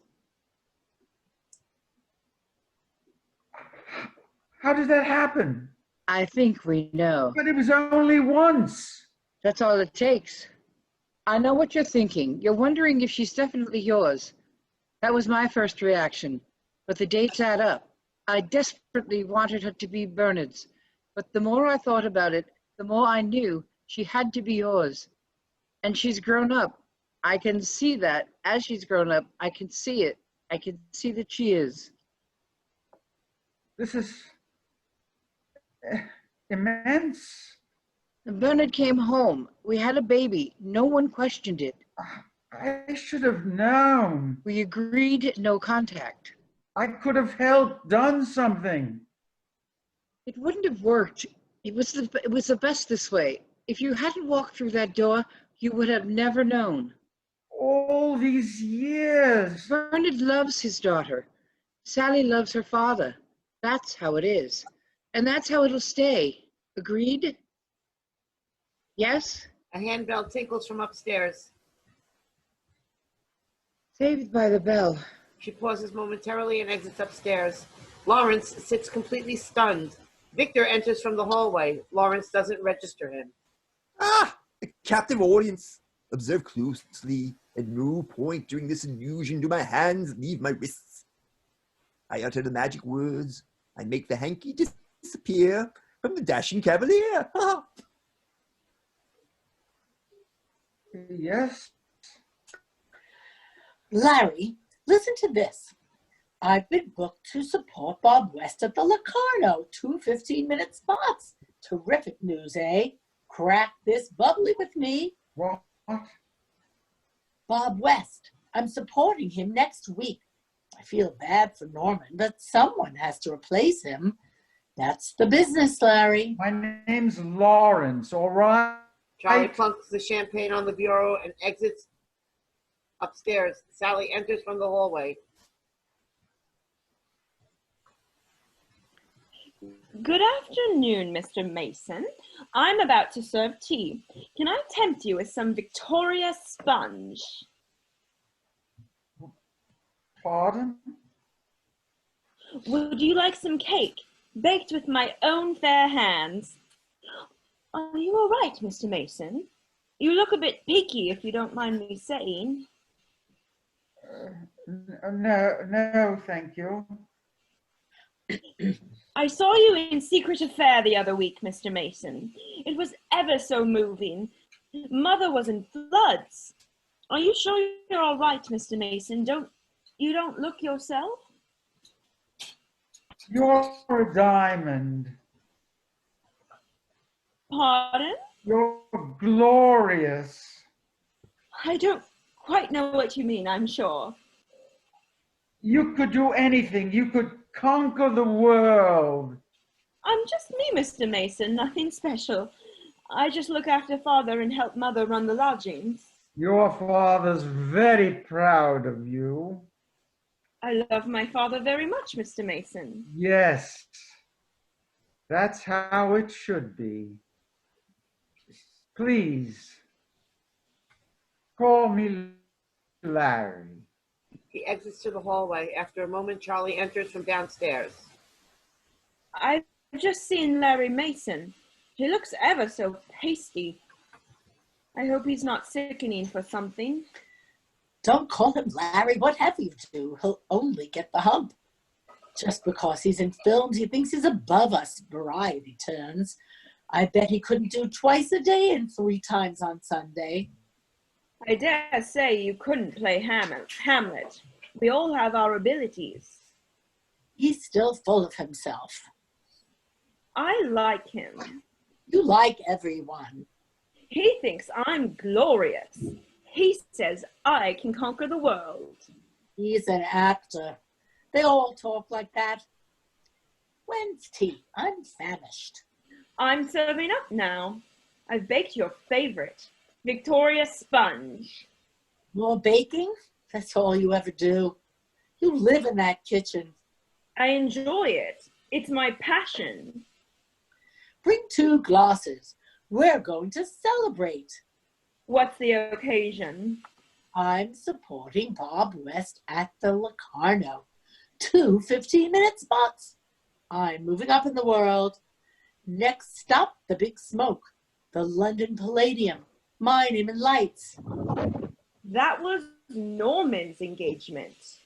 Someone had to replace him. If it's not me, it'll be someone else. I thought you'd be pleased. I am. You look it. I'm just sad for Norman. How about being happy for me? Topping. She forces a smile, exits to the hallway. Arthur enters from downstairs.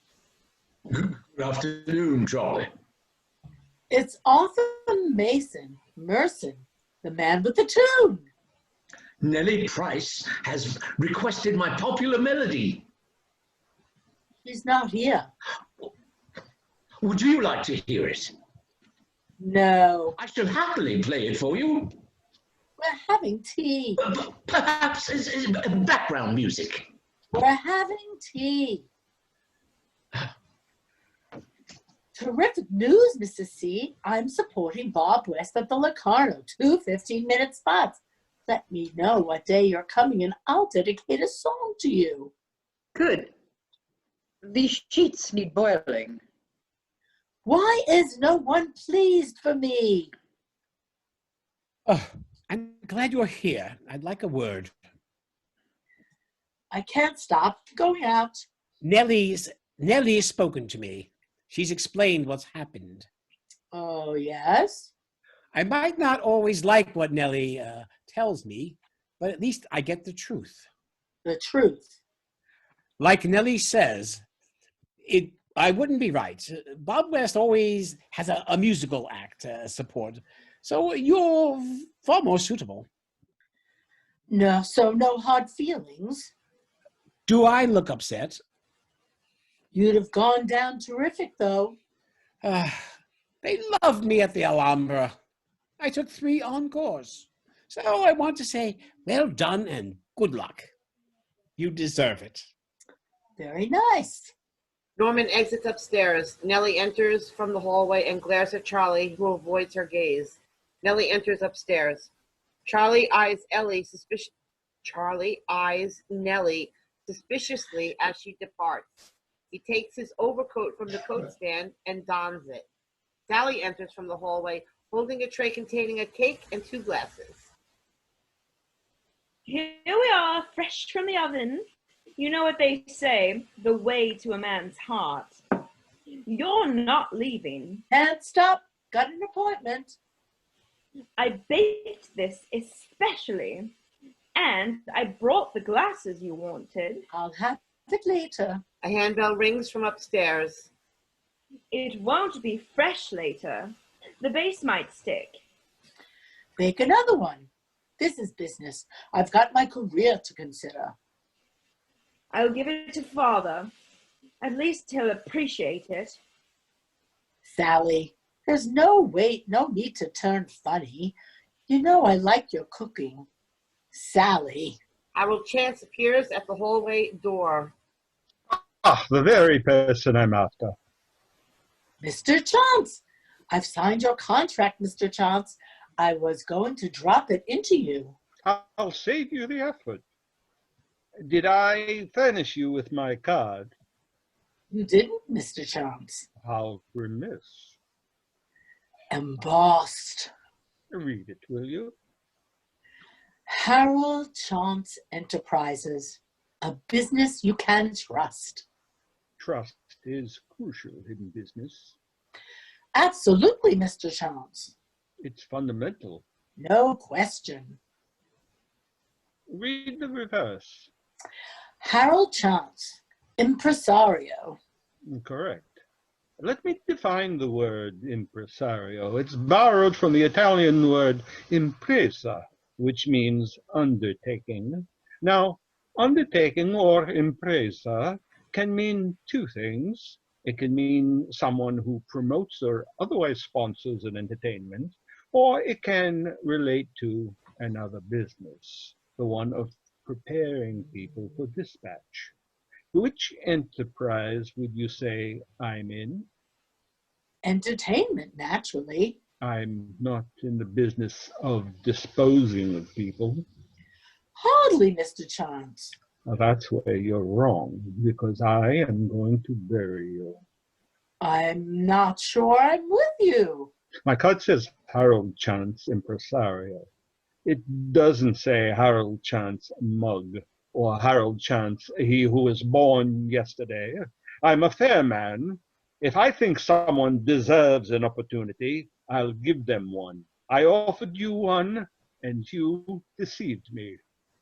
I don't understand. You told me that Norman Tate likes the liquid protection. You said that, Mr. Chance, not me. Don't tell me what I said. You led me to think Norman Tate was a liability. Nellie Price says otherwise. She says he likes to drink, but he's never let anyone down. I know who to believe. I only told you what I heard, Mr. Chance. You turned me against Norman Chase in the hope, against Norman Tate in the hope of landing his engagement. I'm annoyed that I fell for it. I'm not known for being a schmuck. It wasn't like that, Mr. Chance. A deprived fellow pro of a job, who by all accounts needs the employment. As for this offer you claim you've had from the London Hippodrome, they say they've never heard of you. What's wrong? They've definitely made an offer. They have. No question. 2 15-minute spots. Is that right? Who's your contact? Someone in the office. Who? Someone in bookings. Huh. Albert Nessuno's the head of bookings. Did you deal with him? Let me think. Nessuno. That's him. I spoke to his secretary. You're sure about that?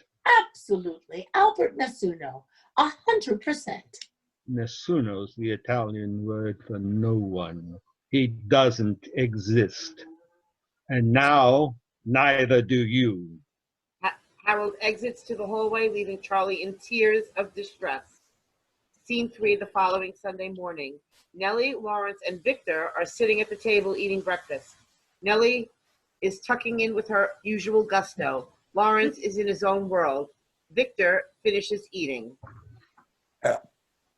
Lawrence, I saw you in Secret Affair last night. Unfortunately, I couldn't concentrate on your performance. The cinema was full of excitable women. Their hands were everywhere. Woo. I had to move seats 3 times. Did you get touched up, darling? Yes, eventually. Are you having that scramble? I have enjoyed an elegant sufficiency, thank you. Any more would be superfluity. Those mushrooms look lonely. Ta. I've never known such a voracious appetite. You're not the first to say that, darling. It's gone 8:30. Careful you don't miss your train. Don't want to keep those Scottish lasses waiting. Tasty kippers, love.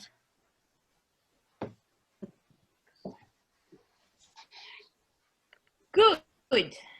Exemplary eggs, princess. Soft boiled to perfection. Good. What's wrong, love? Nothing. Can't fool your Auntie Nellie. Let me guess. Charlie. I don't know why he left town so fast. We were going out tonight. I told you, love, an offer came up in London that he couldn't refuse. A big opportunity. You know how ambitious he is. He's left his washing. I wouldn't fret. I should think he's worrying about his socks. I shouldn't think he's worrying about his socks. Did he say anything else? About what? Well, me. Oh, yes, I meant to say, he said he was going to miss you something terrible, but he had to go to work where the work is. He had work here. He was at the Starlight. He was doing well. Things change. He never even said goodbye. That's men, love. You'll get used to them. He was my one and only. Why don't you move on? You're a pretty little buttercup. You could take your pick of the boys. I don't want to take my pick. I only want one. Oh, I loathe seeing my princess upset. I've spared her some home truths. If she knew how her precious Charlie had betrayed Norman, she'd be even more upset. I haven't seen Norman in days. I hope he hasn't gone into one of his downward spirals. He's kept his own counsel all week. He hasn't frequented the White Bear. That's not a good sign. Depends on how you look at it. I've been thinking, it's only us 3 who know of Charlie's treachery. I vote we keep mum about it. If Norman discovered his so-called friend had stuck the knife in, it would only make things worse. Oh, yeah. That would be prudential. No point in exacerbating who can maintain. Lawrence. Pardon? He said you can keep a secret, can't you? We're agreed then. My constitutional calls. I gather, Lawrence, you'll be roaming in the gloaming next week. I hear you're playing Glasgow. Yes. Rather you than me, boyo. It's the graveyard of the variety act. I once played the Glasgow Empire's second house on a Friday night. Fortunately, they like me so they let me live. Shall we see you again anytime soon? I think not. Before you take your leave, I must tell you, I saw you give your Hamlet at a Lyric Theatre in London in 22. Alas, poor Yorick. A masterful interpretation. Tell me, I've long been intrigued as to Hamlet's relationship with Ophelia. Do you think that Hamlet ever slept with Ophelia? I don't know about the West End, but on Tory I always did.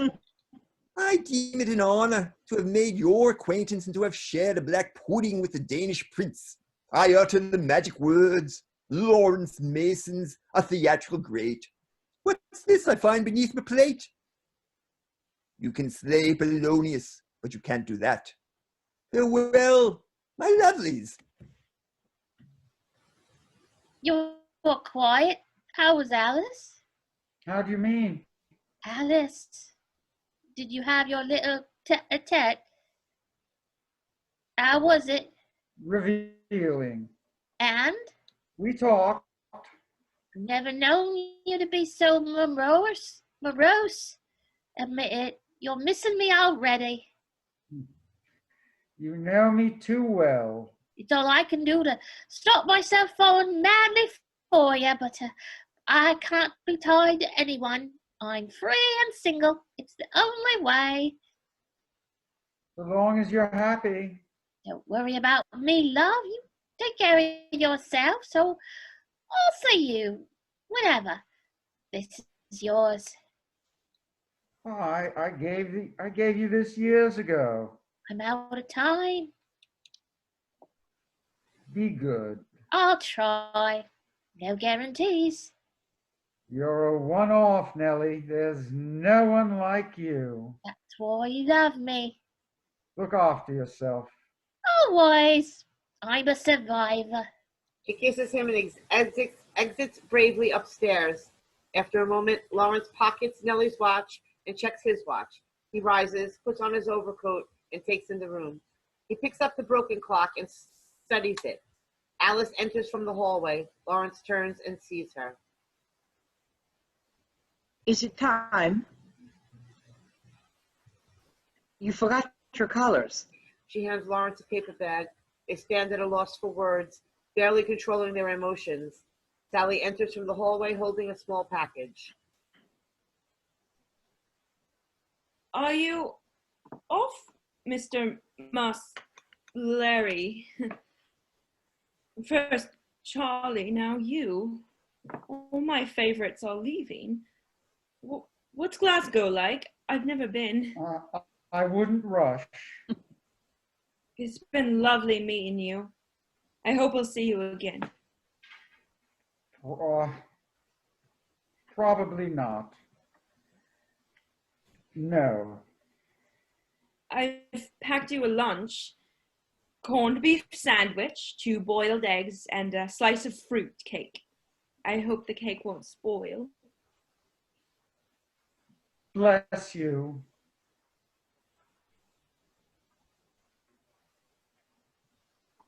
I only made him lunch. Has Harry lodged here before? I feel like I know him. A handbell tinkles from upstairs. Duty calls. I'll go. Are you all right? Whatever it is. She embraces her mother, kisses her, and exits upstairs. Alice composes herself. She looks at the wall where the cuckoo clock had hung, with the silhouette of the clock in fresh relief on the wallpaper. She clears some breakfast things onto a tray and exits to the hallway. After a moment, Norman enters from downstairs holding his Bible. He wears a frilly shirt and is costumed and made up for performance, with rouged cheeks. He lays the Bible on the table and opens it. And now, back by popular demand, the Alhambra proudly presents your very own Mr. Norman. I am almost perfect Tate. I'm almost perfect. Thank you very much, ladies and gentlemen. I'm delighted to be here. The way my career is going, I'm delighted to be anywhere. Here's one. I came home the other night, and the wife said we'd had an intruder. I said, what happened? She said she was fast asleep, and when she woke up, there was a burglar in the bedroom. I said, a burglar in the bedroom? Did he get anything? She said, not half. I thought it was you. But here's another. You'll love this. It was our wedding anniversary last week. The wife celebrated with champagne. I celebrated with a minute's silence. I'm only kidding. I adore my wife. I treat her just nicely. I took her on a second honeymoon to northern Italy. Northern Italy? Genoa? Of course I do. She's my wife. Of course I do. She's my wife. I answered the front door the other day, and there was a fellow standing there. I said, "Can I help you?" He said, "My friend said I could stay here." I said, "All right." I said, "All right." I had a funny turn. I went to the doctor. I said, "Doctor, I've had a funny turn." The doctor said, "You drink too much." I said, "I want a second opinion." He said, "Your wife says the same thing." I said to my wife, "What does my wife know?" He said, "She knows you, and that's why she left." I shouldn't be here not making you laugh. I should be at the Locarno and not making them laugh. What's the secret of comedy? I don't know. What is the secret of comedy? Timing!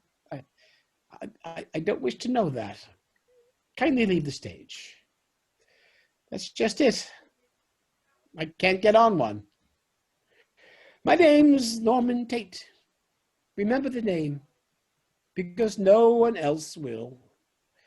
If I played the Locarno, what that would be. What would that... It's all right. The Locarno's not the only place in town. I can't do it. Well, they loved you at the Alhambra. They loathed me. You took 3 encores. I died at the Alhambra. I walked off to the sound of my own footsteps. I'm sure it wasn't that bad. You weren't there. Well, I think you're talented. I can't do it. Of course you can. You don't understand. I can't do it. I'm not good enough. There, I've said it. All I want is to make people happy. Is that so wrong? I've tried to improve. I've worked at it for years. I've rehearsed and rehearsed, but you can't teach yourself to be funny. There's no manual. You either have it or you don't. And I don't. When the Locarno was canceled, I knew it was over. When the telegram arrived, do you know what I felt? Relief. I was glad. I was pleased that I wouldn't have to face an audience. I felt everything a natural performer would never feel, because I'm not a natural performer. I'm not even a has-been. I'm a never has-been. The hardest part is accepting it. I understand. You do? Some things aren't meant to be in life. You can wish for something with all your heart, but if fate decides otherwise, it's not going to happen. You have to follow your path. I followed my path this week. I accepted something and I've moved on. Was that fate? How did you feel? Released. I feel useless. We all feel that sometimes. That's human nature. I think you're perfect. I'm almost perfect. You never accept my compliments. So there's hope. There's always hope. We need hope. That's what keeps us going. Would it be all right if I still lodged here? I'll find another job. I'll pay my way. I won't be a burden. Victor, we'd be lost without you. You and your partner in crime are joined at the hip. You're part of the family in Sally's eyes. And you? Oh, I'd miss you. I could help with the chores, carry the coal, assist with Bernard. I'm quite capable when I'm not incapable. I couldn't handle the drinking. I've decided about that. I'm giving up. I admire your resolve, but I don't think it's that easy.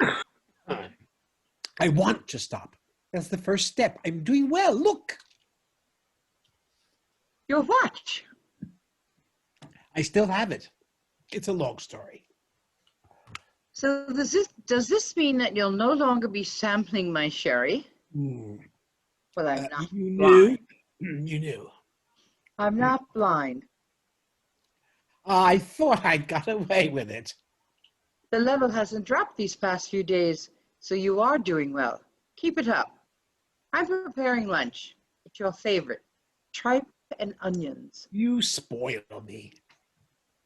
How are you feeling now? Released. I'll fetch you a cuppa. Alice. Thank you. Alice smiles and exits the hallway. Norman closes his Bible with deliberate finality. After a moment, Sally enters from down the stairs with a small cardboard box, which she places on the table in front of her. Norman, look what Larry's brought me. It's ever so kind of him. I can replace Father's clock with Larry's. He obviously liked your cooking. What's this? Dear Glorious Sally. Go on. Dear Glorious Sally, I hope you like this gift of time.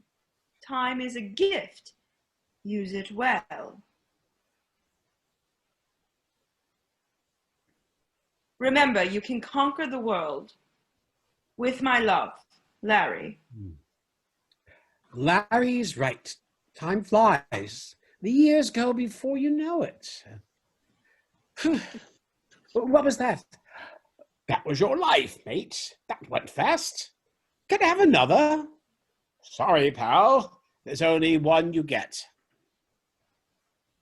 Perhaps I will do that cookery course. That's what I'm saying. You're a wizard with the whisk.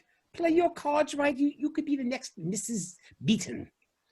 You could write the Sally Chester cookbook. They'd sell millions. I can conquer the world, can't I? There's nothing stopping you, love.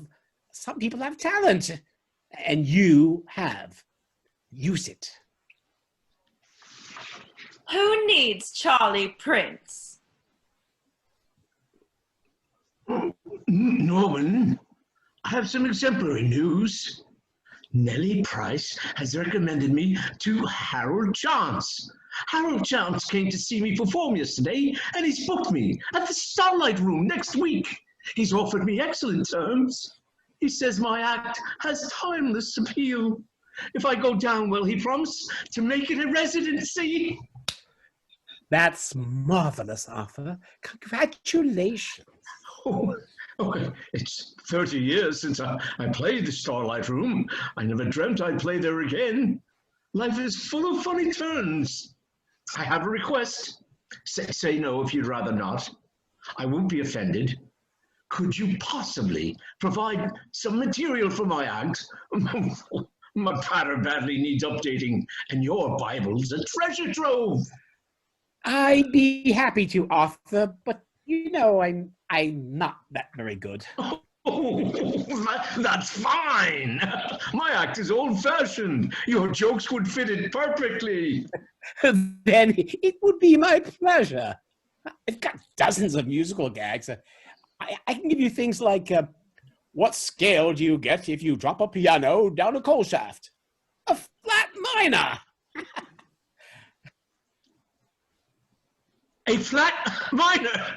Oh, a play on words. That's wonderful. I shall gladly remunerate you. For the man with the tunes, no charge. Would you like to hear my popular melody? I would love that. I shall play it for you. Thank you for requesting it. Arthur sits at the piano. Norman sits at the table. Both men pause for a long moment, lost in their thoughts. Arthur looks to Norman, who nods for him to begin. Arthur raises his hands and flexes his fingers and starts to play and sing the refrain of Don't Send My Wanda to Wandsworth. At a slightly slower tempo than before, Alice enters from the hallway with a teacup, which she places next to Norman. They smile. Alice sits. Sally enters from down the stairs with the new cuckoo clock, which she places on the wall where the old clock had hung. She sits with her mother and they listen. As the song ends, the curtain falls, lights fade to black. The end. You may slam the door, but one thing's for sure. She'll always be here in my heart. Thank you. Thank you. Yay. Yeah. Thank you very much. Thank you, guys.